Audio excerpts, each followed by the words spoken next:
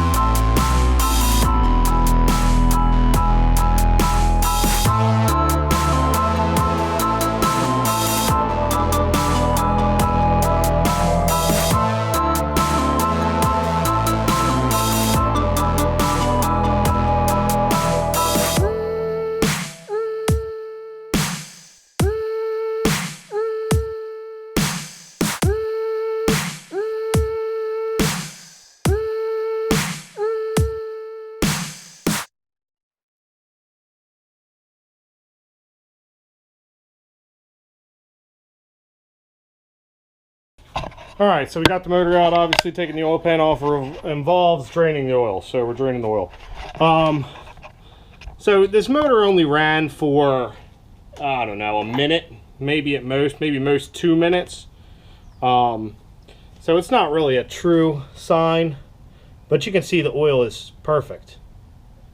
It's still very clear. This was brand new oil before my break-in, so, I mean, not break-in, but before I started it last time. It's perfect. I don't see anything weird, no metal flake, no milky, so, you know, the head gasket we installed is good. Oil's good to go. I'll probably get new oil. I'll probably save the oil filter, though, because the oil filter was also brand new, and like I said, it only ran for 2 minutes. So we'll probably put that back on, but we're going to go ahead and finish draining the oil, pop the oil pan off. That'll be my first look at the crankshaft. So that'll be interesting. Hopefully we can find the numbers on here to find out whether this motor is actually a 4.8 or 5.3. And then I don't know what we're going to do. I think I'm going to try to weld these bungs in myself. I do have the aluminum spool gun, which is down there at the bottom, for my welder, my Eastwood welder, but I've never used it, and I'm not sure if I can get a roll of aluminum wire today. So, but at the very least, we're going to, you know, mark out where we want them, drill some holes. I do have the bungs. I think they're minus, they're 10 AN. So we'll go ahead and get all that set up and everything like that, clean up all the surface areas, and then if I can get a roll of wire, we might go ahead. Also, the bottle of gas I have is 7525 argon and argon and CO2. You weld aluminum with 100% argon. I don't have 100% argon here, but there is a giant bottle of 100% argon about 5 streets from here. So we might just go ahead and take my welder and the oil pan and everything we need, and we might just pop over there and try to give this thing a weld real quick. So yeah, I'm gonna keep working on this, and we'll see how it goes.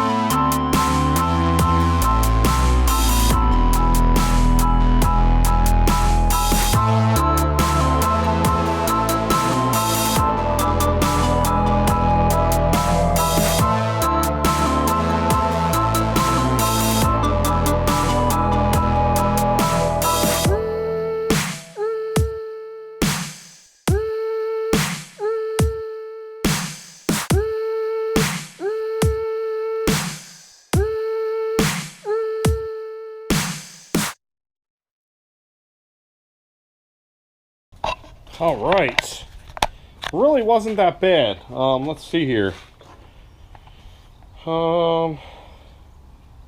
Get all of that done took me, actually the video's been running for 1 hour and 3 minutes. So we're talking pulling the motor, which as you guys saw, I had a little trouble because the truck sits so low I can't get the lift underneath of the, I don't know what those arms are, but the arms on the front for the suspension. So had to jack the car out, pulled the motor out, transmission with it. It came out beautiful. I was kind of curious if we were going to like have any issues with how big I have the trans tunnel right now, and it was perfect. So we'll probably make it about that big. That way we got plenty of room to pull the motor out.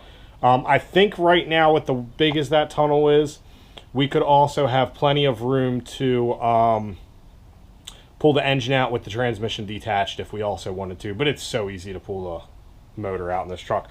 As you can see right off the bat, I just went ahead and cut the front off.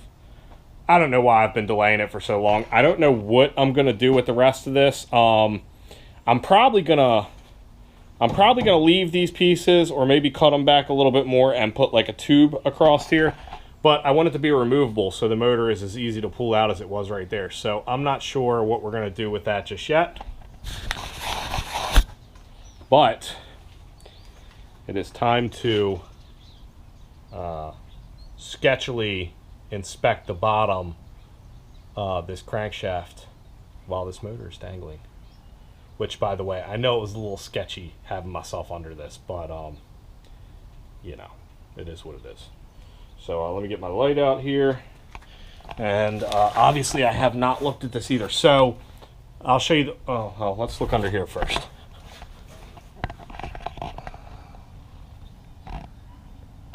Oh, okay. So yeah, not too bad. I mean, obviously dirty, you know, it's not a fresh built motor, but you know, it looks good. Look at those tiny little freaking connecting rods. Oh my god, no wonder they shatter. Yeah, I mean, it's not too bad under here for what it is. I mean, I have no idea how many miles were on this motor, because I don't know how many miles were on the truck, and the motor was swapped into that truck. So I'm going to try to take a look here at some point and see if I can figure out whether this is a 4.8 and 5.3 via the numbers on the crankshaft. But I will show you in here, this oil pan, down here at the bottom, there is a good bit of sludge down in the bottom of this thing. Yeah, so that's pretty nasty, but we'll get all that cleaned out as best as we can. And yep, so I'm gonna go ahead and clean this all off. I'm probably not even gonna film that. This is the piece we're going to tap for our oil feed. This actually comes right here from these holes, which is the feed and the input and the output for the oil filter. I believe this plate is for an oil cooler, which I'm still undecided if I'm actually going to run in the long run, but for right now we're not going to run an oil cooler. So the way I figure it, when this truck's under boost, it's going to be making a 10-second pass, and then it's going to get turned off for a little while. So, you know, we might have an issue if we end up doing back-to-back passes, but we're going to see how it runs first, and then if we want to plumb it in an oil cooler later, we will. But I'm going to go ahead and clean the oil pan up, get that all cleaned up, and then we're going to start measuring for where we want to put our drains for our turbos. Alright, so after careful consideration, I actually bolted the pan back to the motor and placed the motor back in the truck to make sure it was good to go. I got my 2 spots for my oil drains. Boom! One there, one there. Right in the front. It's a little tight. I'll show you on this side, because this side was the more pain in the butt one. As you can see on the stock oil pan, it's got this weird divot here. So there really wasn't much room to put it. I had right here, and then I was thinking about right in this area. But the problem with this spot is it's actually on a slope inwards. So if I had mounted it there, it would have created an uphill at the, like an uphill kind of thing the oil would have had to go in. And you really want the oil to have as free of a flowing path as possible. So I got this spot here. There was actually a nub like sticking out here that I'm not sure what it was for, but it doesn't go through to the other side. This hole right here doesn't go through to the other side. And then obviously I was very careful not to take any extra aluminum off of this area. The bolt just barely fits in here past the piece. So we got that all good. And then obviously we got enough room to tighten our clamp one, or our connector, our fitting one here. So there we go. It's going to look something like that ish. This might be a 45, I don't know. I'm just using the 90 for fit reasons. But we got both sides. This side was the hard side because of that divot. I had more room on the other side, so this side was a little bit easier to manage. But I think I got enough room to weld around there, and I think we're pretty much good to go. So I'm going to load everything up now and head over to where the gas is, and probably try welding my first piece of aluminum on my only oil pan. It is the next day. I am at another undisclosed location where we have a bottle of 100% argon. It's a big bottle too, or I would have just took it to my house, but yeah. So I've done a couple test passes on some aluminum that I got. Most of them turned out pretty good. Not the prettiest thing in the world, obviously not that one specifically. This one turned out really good. This is where I was messing with some gas settings. These were the first ones I did on the inside here. They all turned out decent. You can see I'm getting pretty good penetration. The one thing I am realizing is you got to move quick, real quick. Like, I have the wire feed down as low as possible, and that metal that I was practicing on is a little bit thinner than the pan. So yeah, but anyway, you just got to move real quick. So hopefully we can get this all done.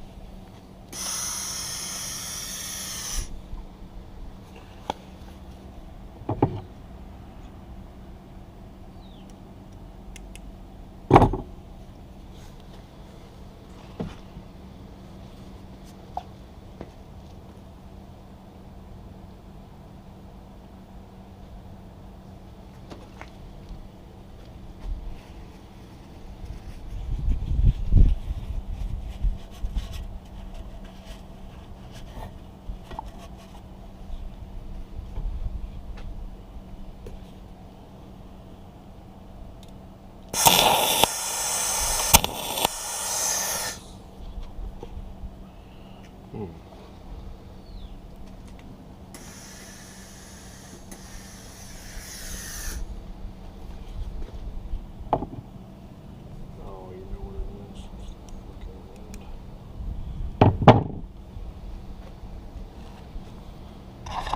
wind is messing me up. It's getting kind of windy out here. Look, I'm gonna put the camera down. I'll show you guys when I'm done because I'm gonna have to figure something else out with this. All right, well, I'm done. I believe it was a success. This second one that I did, I couldn't get in up the top here, which is also the reason that I was doing the insides too, just for kind of double protection. As you can see, they don't look beautiful, but I'm pretty sure they're gonna be super strong enough. And yeah, there shouldn't be any leaks. So we'll go ahead and do like a little light test when we're done here, but I'm pretty sure I got everywhere. The only thing I messed up, and I hope this really doesn't F me, is I accidentally touched the welder up here on the threads. So I messed up the threads on this fitting, which obviously the threads aren't what seal the fitting for leaks, but hopefully we can get that straightened out. I mean, it is aluminum, so I think if I take one of the crap fittings I'm not going to use and just kind of force it on there to clean the threads out, it should be good. But yeah, it's all good. I'm going to go ahead and like grind the, probably not the outside because I don't really care that much, but I'm going to go ahead and grind the inside. That way, when the oil is flowing, it has a, you know, clean path into the oil pan. Well, guys, unfortunately, I'm running out of time. This is actually Monday now, and I want to get a video out for you guys because shout out to all my new subscribers, too. Thank you so much for watching. Hope you like the 720 build. I cannot effing wait to drive this thing. I'm getting so pumped, and it's mostly because of you guys. I see how enthused everybody is that watches my build, and I thank you guys so much. But what I got going on, I cleaned out my oil pan even better than it was, because there was quite a bit of crap in there. I got my drain bungs welded on inside and out. I kind of cleaned them up a little bit, not too crazy, but just made sure there wasn't any filings, made sure they had a good smooth path. I fixed the threads already that I buggered up, so we're good to go. March, I'm hoping by the end of March this thing will be driving, ready to go, hopefully sooner. And then March, April, May is going to be finishing up little stuff and tuning and some test and tune, hopefully by May, June. So a little late spring, early summer. So yeah, stick with me. Again, thanks to everybody for watching. Like, share, comment, subscribe. It's going to be a great ride. I can't wait. See y'all next time.